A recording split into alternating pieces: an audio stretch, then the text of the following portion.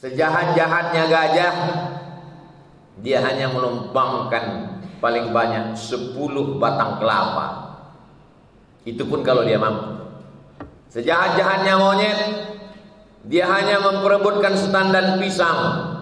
Tapi manusia dengan kecerdasannya, dalam satu hitungan dia bisa meluluh lantakkan satu hutan belantara. Assalamualaikum warahmatullahi wabarakatuh. A'udzubillahi minasyaitonirrajim. Ara'aital ladzi yukadzibu biddin? Tahukah kamu siapa itu pendusta agama? Fadzalikal ladzi yad'ul yatim. Itulah orang yang menyia-nyiakan, membiarkan anak yatim. Wala yahuddu 'ala ta'amil miskin. Tak peduli kepada makanan orang miskin. Alhamdulillah di Kota Pekanbaru dalam satu bulan kita menyantuni 5-6 pondok pesantren. Satu pesantrennya setengah ton beras. Lalu kemudian fakir miskin, du'afa, disalurkan semua bekerja sama dengan sahabat-sahabat komunitas-komunitas dakwah, anak-anak muda, bikers, dan lain sebagainya, ibu-ibu. Bagi kita yang ingin selamat dari pendusta agama, menyantuni anak yatim, fakir miskin, bil khusus anak pesantren, supaya mereka bisa makan, hanya makan saja. Mari kita support program Yayasan Tabung Wakaf Umat dengan transfer ke Bank Riau Kepri Syariah. Nomornya 82021666662 atau BSI 10109666666 atas nama Yayasan Tabung Wakaf Umat. Jangan lupa sertakan kode transfernya 09 di akhir nominal transfer. Konfirmasinya 085265416060 atas nama admin yayasan. Berkah selalu. Assalamualaikum warahmatullahi wabarakatuh. Alhamdulillah, wassalatu wassalamu ala rasulillah Sayyidina wa maulana Muhammad ibn Abdillah wa ala alihi wa sahbihi wa man tabi'ahu wa mawala. Ashhadu an la ilaha illallah wahdahu la sharika lah, wa ashhadu anna sayyidana Muhammadan abduhu wa rasuluhu la nabiyya ba'dah. Allahumma salli ala sayyidina Muhammadin an-nabiyil ummi wa ala alihi wa sahbihi wa barik wa sallim. Qala Allah ta'ala fil Qur'anil 'azim wa huwa asdaqul qailin. A'udzu billahi minasy syaithanir rajim. Ya ayyuhalladzina amanu taqullaha haqqa tuqatih wa la tamutunna illa wa antum muslimun. وقال تعالى في آية أخرى يا أيها الذين آمنوا اتقوا الله وقولوا قولا سديدا يصلح لكم أعمالكم ويغفر لكم ذنوبكم ومن يطع الله ورسوله فقد فاز فوزا عظيما. عباد الله أوصيكم ونفسي بتقوى الله وطاعته فقد فاز المتقون. Hadirin jamaah Jumat yang dimuliakan Allah Subhanahu wa ta'ala.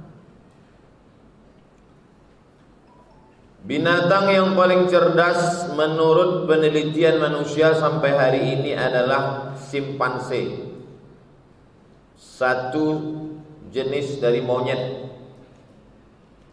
Dinobatkan sebagai binatang paling cerdas hanya karena bisa mengambil ranting kayu lalu memasukkannya ke dalam lubang tanah untuk menarik rayap yang kemudian menempel di ujung ranting dan kemudian dia memakannya.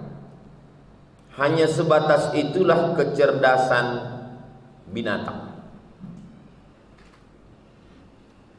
Maka manusia beratus bahkan beribu berjuta kali di atas itu. Akhirnya manusia sampai pada puncak kecerdasan hari ini. Kalau kita perhatikan dalam sejarah nabi-nabi, Nabi Musa naik onta, kuda dan keledai. Nabi Isa juga peradabannya naik onta, kuda dan keledai. Nabi Muhammad SAW juga peradabannya naik unta, kuda dan keledai. Tidak terlalu banyak perkembangan. Tapi bila kita renungkan 20 tahun yang lalu, 2000, sekarang 2021, betapa maju dan pesatnya keadaan dunia. Puncak kecerdasan manusia adalah di zaman ini. Dari mulai penggunaan alat telekomunikasi.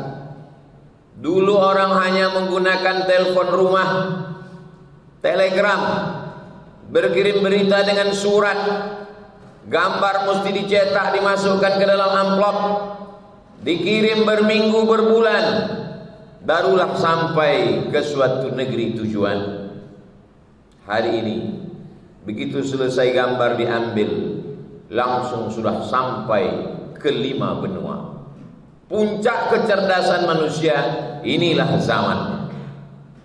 Satu sisi manusia bangga karena begitu mudah mendapatkan informasi.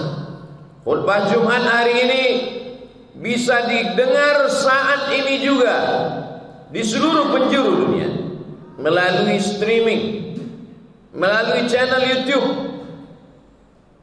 Manusia sampai kepada puncak peradaban, puncak kecerdasan. Tapi di tengah kecanggihan itu, manusia yang cerdas, tapi tidak hanya sekedar cerdas intelektual, tapi cerdas spiritual, mulai berpikir, jangan-jangan manusia sedang berada di akhir masa. Setelah ini dia akan musnah, binasa, karena kecerdasannya itu juga. Sejahat-jahatnya gajah, dia hanya menumpangkan paling banyak 10 batang kelapa. Itu pun kalau dia mampu. Sejahat-jahatnya monyet, dia hanya memperebutkan setandan pisang. Tapi manusia dengan kecerdasannya, dalam satu hitungan dia bisa meluluh lantakkan satu hutan belantara. Zaharal fasadu fil barri, sudah nampak kerusakan di atas daratan, wal bahri, di tengah lautan, bima kasabat aidin nas, akibat dari ulah tangan manusia. Gambar seekor buaya berkalung ban viral, 1, 2, 3 orang tersenyum. Tapi orang yang cerdas secara spiritual berkata, betapa makhluk Allah teraniaya karena kecerdasan manusia yang tidak dibarengi dengan kecerdasan spiritual. Bahasa Islamnya adalah iman, keyakinan bahwa kita diciptakan Allah dan kita akan mati mempertanggungjawabkan segala perbuatan kita di hadapan Allah Subhanahu wa ta'ala. Kecerdasan intelektual, kecerdasan otak manusia yang tidak dibarengi dengan kecerdasan spiritual, dia hanya akan menjadi penyesalan, baik ketika di dunia karena akan digunakan untuk perbuatan dosa dan maksiat, maupun setelah dia menghadap Allah karena dia menjadi orang-orang yang menganiaya. Ittaquz zulma, janganlah kamu berbuat zalim. Fa inna zulma zulumatun yaumal qiyamah, karena kezaliman hanya akan menjadi kegelapan pada hari kiamat. Islam tidak pernah mengharamkan kecerdasan. Islam tidak pernah, dalam sejarah peradaban manusia, Islam tidak pernah membunuh orang, menggantung orang hanya karena cerdas. Silakan cerdas. Islam tidak pernah membunuh ilmu pengetahuan. Ayat yang pertama turun bukan sholat. Ayat yang pertama turun bukan berhajilah. Ayat yang pertama turun Iqra, membacalah. Di saat peradaban manusia mengharamkan tulisan, karena tulisan dianggap sumber dari kejahatan adalah karena tulisan. Tulisan akan menjadi bacaan. Bacaan membuat kecerdasan. Manusia kalau sudah cerdas dia akan jahat. Maka yang boleh menulis dan membaca hanya kelompok elit saja. Tapi Islam tidak melarang tulis baca. Silakan menulis, silakan membaca.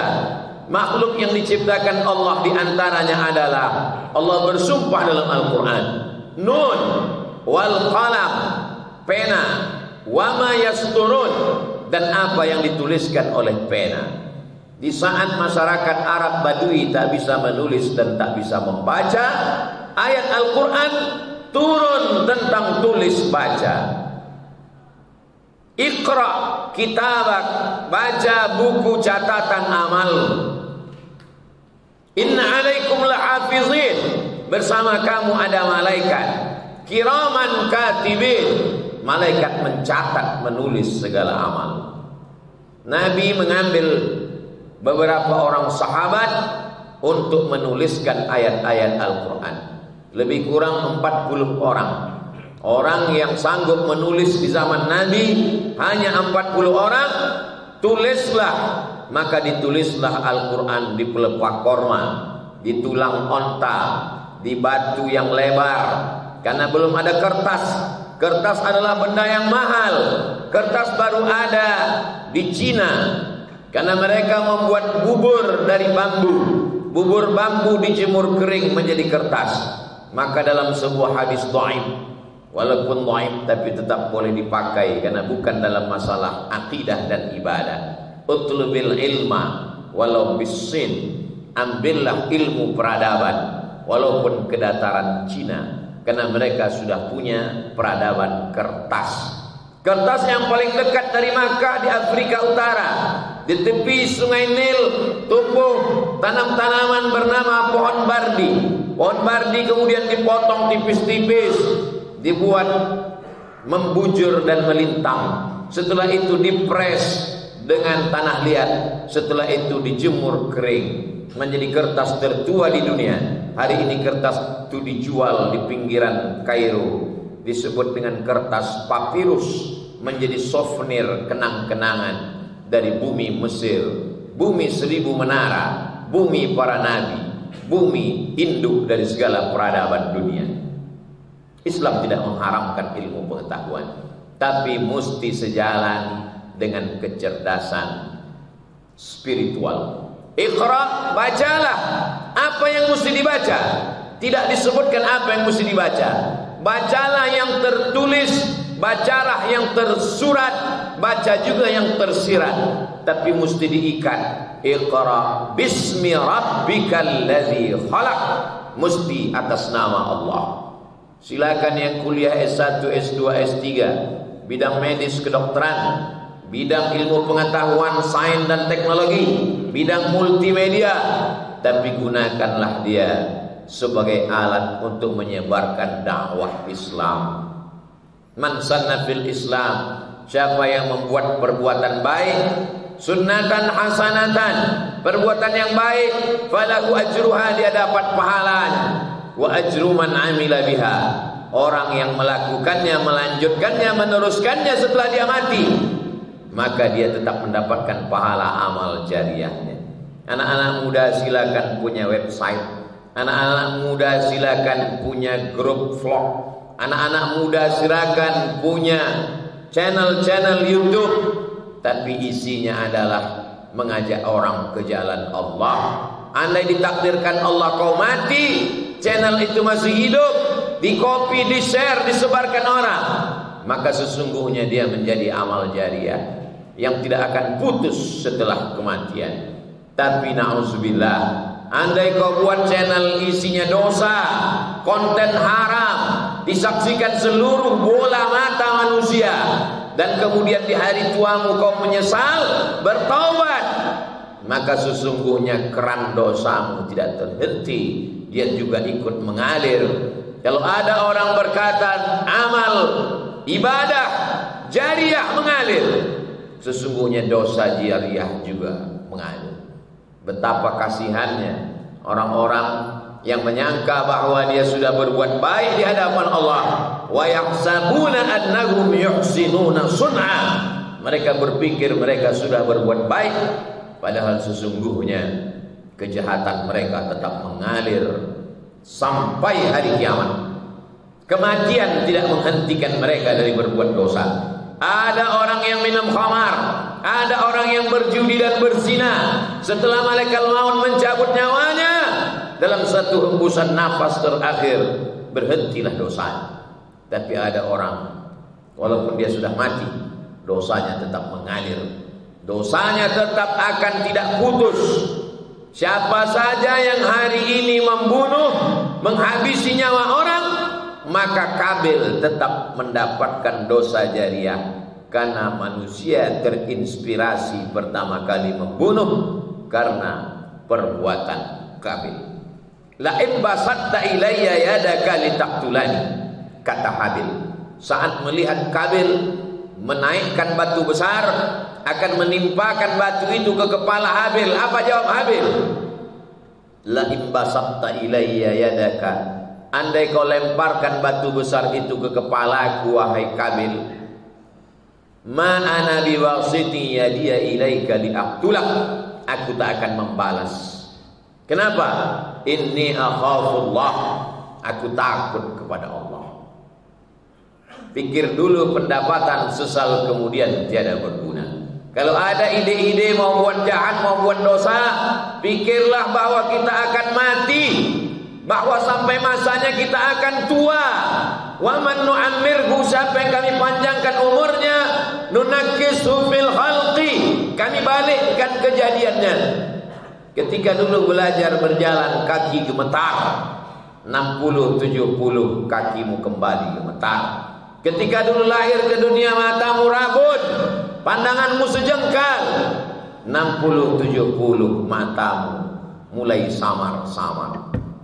Lahir ke dunia, pendengaranmu tak dapat jelas antara manusia, orang tua, anak-anak atau binatang. 60-70 sampai juga masa itu tiba. Dulu orang bercerita tentang umur 60, umur 70, sekarang 40, 50. Makin canggih rumah sakit, makin banyak dokter spesialis, umur manusia makin tak terselamatkan. Jantung koroner, diabetes, gula darah, makanan-makanan sudah menjadi racun. Yang dikatakan orang akan menambah energi, semakin memperkuat tubuh, ternyata efek samping negatifnya juga luar biasa. Siapa yang bisa menyelamatkan manusia? Yang bisa menyelamatkannya hanya kecerdasan spiritual, keyakinan bahwa dia akan mati menghadap Allah dan dia akan menerima segala perbuatannya. Faman ya'mal mithqala dzarratin khairan, kalau pernah kau buat sebesar biji sawi, sebesar ujung rambut, sebesar ujung mata pisau, ya, biji matamu akan melihat balasannya. Hanya ibu rumah tangga mengajarkan Al-Fatihah ke anaknya dari maghrib menjelang isya, dinasihatkannya jangan kau berzina nak, karena perempuan adalah adikmu, karena perempuan adalah kakakmu, karena perempuan adalah ibu. Jangan kau menganiaya orang, karena sampai masanya nanti kau anak cucumu juga akan dianiaya orang. Tidak pakai dalil, tidak pakai ayat, tidak pakai hadis, bukan ulama, bukan kiai, bukan profesor, hanya seorang ibu rumah tangga. Kajinya tak banyak-banyak, hanya mengajarkan Al-Fatihah, jangan berzina, jangan aniaya orang. Tapi cerita itu melekat ke telinga anaknya, masuk ke tulang sumsumnya, bersemayam di dalam kalbu hati sanubarinya, terukir indah di otak kepalanya. Si anak menjadi remaja dan dewasa. Setiap hari dia sholat subuh, zuhur, maghrib dan isya. Tahajud tak lupa dengan witirnya. Dia membaca Al-Fatihah rakaat pertama, kedua, ketiga, keempat. Maka Fatihah itu mengalir. Dia tidak aniaya orang. Dia takut karena dia akan mati menghadap Allah. Nasihat dari hati yang bersih akan sampai ke lubuk hati yang tulus ikhlas karena Allah Subhanahu wa ta'ala. Apa yang kita cari sesungguhnya hidup ini? Allazi khalaqal mauta, Allah menciptakan mati, wal hayata, Allah menciptakan hidup, liyabluwakum ayyukum ahsanu amala. Allah cuma ingin melihat siapa yang paling baik amalnya. Apakah Allah itu tidak tahu bahwa amal kita baik atau buruk? Allah Maha tahu. Wa na'lamu ma tuwaswisu bihi nafsuh. Kami tahu apa yang berbisik-bisik dalam hatimu. Jangankan yang kau ucapkan, jangankan yang dilangkahkan kakimu, jangankan yang diayunkan tanganmu. Apa yang berbisik di hatimu, apa yang terbersit di kepala. Kami tahu, kata Allah. Kalau Allah tahu, kenapa Dia beri kita hidup? Allah cuma ingin memberitahu kau layak atau tidak untuk menjadi penghuni surga Allah Subhanahu wa ta'ala. Isma syi'ta, hidup sesuka hati. Mau hidup menjadi pecandu narkoba, silakan. Mau hidup menjadi pezina, silakan. Mau hidup menjadi penguasa angkuh sombong seperti Fir'aun, silakan. Mau hidup menjadi orang kaya raya tapi pelit bakhil seperti Qarun, silakan. Fa innaka mayyit, karena sesungguhnya kau akan menjadi mayat.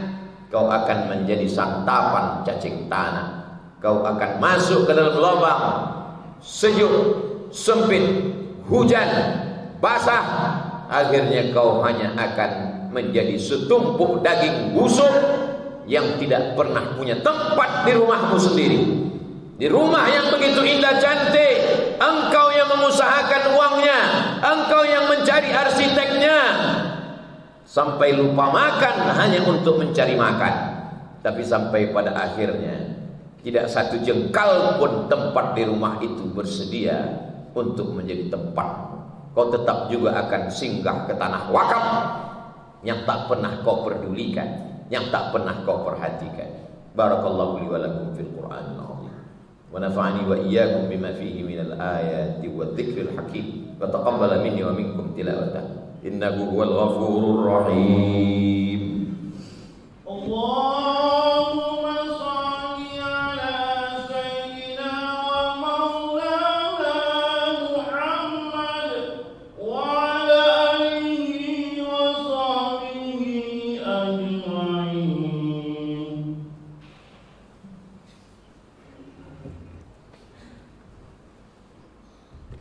Alhamdulillah wassalatu wassalamu ala Rasulillah sayyidina wa maulana Muhammad ibni Abdillah wa ala alihi wa sahbihi wa man tabi'ahu wa mawala. Asyhadu an la ilaha illallah wahdahu la syarika lah wa asyhadu anna sayyidana Muhammadan abduhu wa rasuluhu la nabiyya ba'da. Allahumma shalli ala sayyidina Muhammadin an-nabiyil ummi wa ala alihi wa sahbihi wa barik wa sallim. Qala Allah ta'ala fil Qur'anil azim وهو أصدق القائلين. أعوذ بالله من الشيطان الرجيم. بسم الله الرحمن الرحيم والعصر إن الإنسان لفي خسر إلا الذين آمنوا وعملوا الصالحات وتواصوا بالحق وتواصوا بالصبر. وقال تعالى في آية أخرى إن الله وملائكته يصلون على النبي يا أيها الذين آمنوا صلوا عليه وسلموا تسليما. اللهم اغفر للمسلمين والمسلمات والمؤمنين والمؤمنات الأحياء منهم والأموات برحمتك يا أرحم الراحمين. اللهم أعز الإسلام والمسلمين واخذل الكفرة والمشركين ودمر أعداءك أعداء الدين. اللهم انصر إخواننا المجاهدين المستضعفين في فلسطين وفي روهينيا وفي كل مكان من مشارق الأرض إلى مغاربها. اللهم ادفع عنا الغلاء والوباء والفحشاء والربا والزنا والسيوف المختلفة والشدائد والمحن ما ظهر منها وما بطن من بلدنا هذا خاصة ومن بلدان المسلمين عامة. عباد الله أوصيكم ونفسي بتقوى الله وطاعته فقد فاز المتقون. إن الله يأمر بالعدل والإحسان وإيتاء ذي القربى وينهى عن الفحشاء والمنكر والبغي يعظكم لعلكم تذكرون. فاذكروا الله العظيم يذكركم واسألوه من فضله يعطكم ولذكر الله أكبر والله يعلم ما تصنعون. أقم الصلاة.